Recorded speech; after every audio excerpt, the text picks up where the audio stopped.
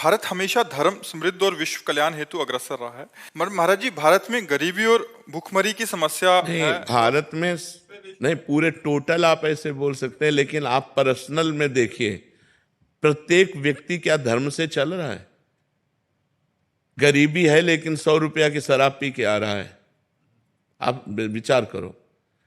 परिवार में बड़ी समस्याएं लेकिन वो व्यभिचार प्रवृत्ति से युक्त है, वो हिंसा प्रवृत्ति से युक्त है, वो गलत आचरण करता है, तो इसका दंड तो भोगना ही पड़ेगा ना।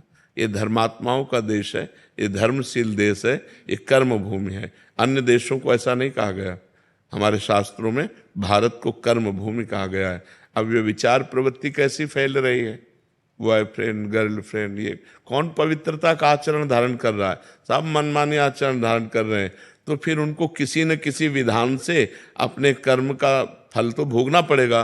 तो कर्म भोग इसी में आता है कि दुख है, दरिद्रता है, विपत्ति है और डिप्रेशन है, नाना प्रकार की प्रतिकूलताएं हैं, इसी में तो दुख आता है। तो दुख ही पाप का मार्जन करता है। तो इसलिए अब देखो, पाप परायण कितने लोग हैं, हजारों लाखों पशु काट के लोग खाते होंगे, लाखों की संख्या में खाते होंगे, मुर्गा आदि बकरा आदि हजारों की संख्या में, लाखों की संख्या में खाते हैं। तो क्या ये पाप कर्म नहीं है? तो क्या उसका दंड नहीं भोगना पड़ेगा? हाँ, टोटल अगर हम बोलते हैं तो धर्मशील, शांत, प्रिय और दूसरों का उपकार करने वाला देश है।